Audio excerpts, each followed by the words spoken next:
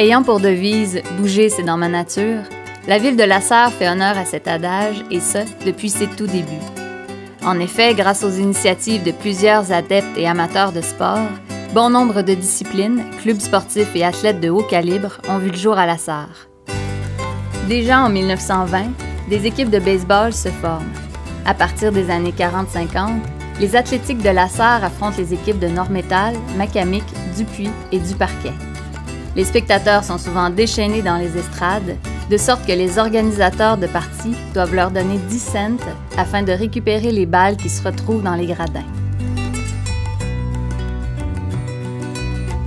Dès 1930, les clubs de hockey locaux s'organisent.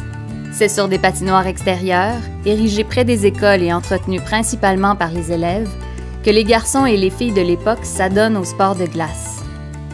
L'une des premières équipes à marquer ce sport est sans contredit celle des Marrons. Ils sont si populaires qu'à certaines occasions, des trains spéciaux sont organisés afin de permettre aux partisans locaux d'aller encourager leur équipe préférée lorsque celle-ci performe dans les autres villes de la région. À partir de 1950, les adeptes de hockey peuvent pratiquer leur sport sur une patinoire intérieure.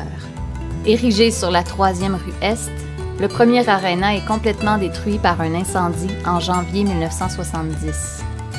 2 ans plus tard, la construction du nouvel amphithéâtre débute à l'emplacement actuel de l'aréna Nicoloto. Des cyclones aux conquérants, il y en a des victoires, des championnats et des exploits sportifs. Les premiers performent dans les années 50 à 60 et les seconds deviennent les rois de la glace à partir des années 70. Lorsque l'on parle de hockey, nous ne pouvons passer sous silence le tournoi national Bantam. Fêtant sa 54e édition en 2017, ce tournoi accueille jusqu'à 36 équipes chaque année. Ça a été un apport économique terrible pour la ville de La Sarre parce que tous les motels étaient retenus, les logements, les magasins, ça fonctionnait. Les gens, quand on faisait venir une équipe de l'extérieur, mettons, on avait un vendeur Intersport qui appartenait à Guy Dubuc à l'époque. Et puis, Guy me disait, il dit, je me fais vider mon magasin, il dit, à chaque tournoi Bantam, il dit, normalement, ça n'a pas de bon sens.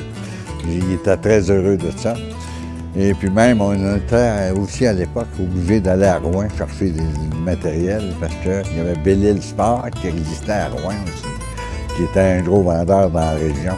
Fait que, non, ça a été un apport économique. À chaque année, je peux dire que pour moi, c'était un apport économique d'1 million. Juste à La Sarre, on avait 625 joueurs de hockey à la ville de La Sarre. On avait 6 équipes Bantam dans ce temps-là. Fait qu'on avait une équipe officielle puis 5 équipes maison. Au niveau midget, c'était la même chose. Une équipe officielle, 4 équipes maison. Et puis j'étais même coach d'une équipe maison à l'époque. Les années 80 sont riches en développement sportif pour la ville de La Sarre. En effet, 3 grandes infrastructures voient le jour de 1984 à 1988. De grands chantiers pour un milieu actif. 1984 marque la construction d'une annexe à l'aréna pouvant accueillir les adeptes de curling. M. Gilbert Rivard et ses acolytes, messieurs Michel Gingras et André Lavigne, tous membres du club de curling de La Sarre, mènent le projet de la planche à dessin à sa réalisation. En 1985, c'est l'inauguration de la piscine municipale. Grand bassin intérieur, cette infrastructure permet l'organisation du club de natation Minabichi en 1988 et d'autres activités aquatiques offertes par la ville. Pour bien terminer la décennie des années 80, le club de golf BT de La Sarre ouvre ses portes à l'été 88. Après plusieurs années de travail, de sollicitations et d'acharnement, les membres du comité de construction sont fiers d'avoir mené à terme un projet de plusieurs millions de dollars, et ce, sans aucune dette. La participation financière de toute la communauté pour une somme d'environ 600 000 $ recueillie auprès du grand public, des commerces, des entreprises, de même que la participation des clubs sociaux, de la ville de La Sarre et de la commission scolaire Abitibi par un prêt d'équipement, amène les gouvernements fédéral et provincial à s'impliquer dans ce projet communautaire d'une valeur de plus de 2 millions.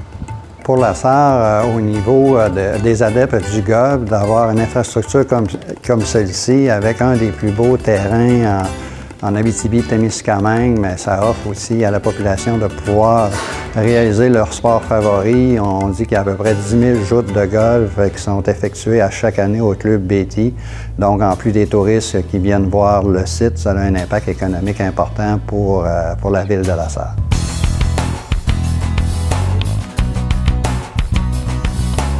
Lorsque l'on parle d'athlètes de haut niveau, il ne faut pas oublier les 40 années de performance sur la scène internationale du club d'haltérophilie. De 1974 à nos jours, ce club a vu bon nombre d'haltérophiles accomplir des records et repousser leurs limites. Parmi les plus marquantes, notons les performances de Michel Mercier, médaillé d'or aux Jeux du Commonwealth en 1978, et de Jacques Giasson, qui établit 3 records canadiens et se qualifie pour les Jeux olympiques de Moscou. Qui dit grande athlète, dit également Doris Piché. Cette dernière, native de La Sarre, se distingue en badminton dans les années 90. Elle participe à 2 Jeux olympiques, soit en 1992 à Barcelone et en 1996 à Atlanta. Plusieurs se souviennent aussi de Marie-Claude Audette. Cycliste professionnelle, elle décroche plusieurs fois le titre de championne québécoise dans les années 70-80 et participe aux Jeux olympiques de Los Angeles en 1984. Ce qu'il faut retenir de la vie sportive à La Sarre depuis 1917, c'est qu'une grande diversité d'activités est offerte à la population. Il est donc juste de dire qu'à La Sarre, bouger, c'est dans ma nature.